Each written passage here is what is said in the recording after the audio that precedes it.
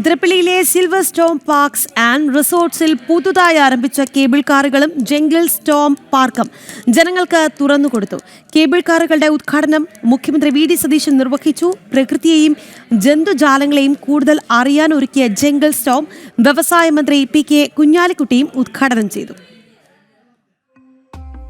പശ്ചിമഘട്ട വനമേഖലയുടെ മാസ്മരികതയും ചാലിക്കുടി പുഴയുടെയും പാർക്കിന്റെയും സൗന്ദര്യവും ആകാശത്ത് നിന്ന് കാണാൻ കഴിയുന്ന രീതിയിലാണ് സ്കൈസ്റ്റോം കേബിൾ കാറുകൾ സജ്ജീകരിച്ചിരിക്കുന്നത്.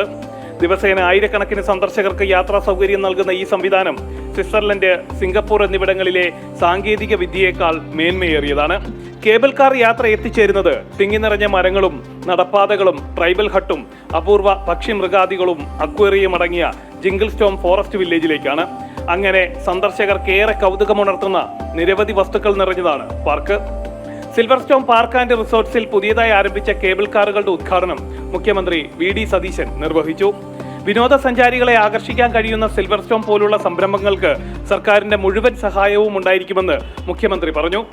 ഞാൻ കരുതുന്നത് കേരളത്തിനകത്തു നിന്നും രാജ്യത്തിനകത്തു നിന്നും പുറത്തു നിന്നും ധാരാളം സഞ്ചാരികളെ ആകർഷിക്കാൻ കഴിയുന്ന സംവിധാനമായി ഈ സ്റ്റെപ്പോട് കൂടി സിൽവർ സ്റ്റോം വളരുകയാണ് എന്നുള്ളതാണ്. ഞങ്ങൾ ഗവൺമെൻറ് ആഗ്രഹിക്കുന്നതും അത് തന്നെയാണ്.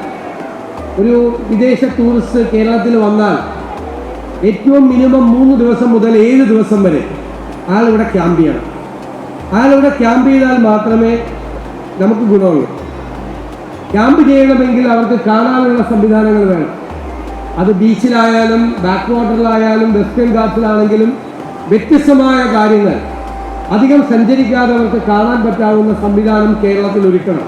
ഇതോടൊപ്പം പ്രവർത്തനം ആരംഭിച്ച ജംഗിൾ സ്റ്റോം ഫോറസ്റ്റ് വില്ലേജിന്റെ ഉദ്ഘാടനം വ്യവസായ വകുപ്പ് മന്ത്രി പി കെ കുഞ്ഞാലിക്കുട്ടി ഉദ്ഘാടനം ചെയ്തു. മുഖ്യമന്ത്രിയും മന്ത്രിമാരും കേബിൾ കാറുകളിലൂടെ യാത്ര ചെയ്ത് പശ്ചിമഘട്ട വനമേഖലയുടെ സൗന്ദര്യവും അതിരപ്പള്ളിയുടെ ആകർഷണീയതയും ആസ്വദിച്ചു.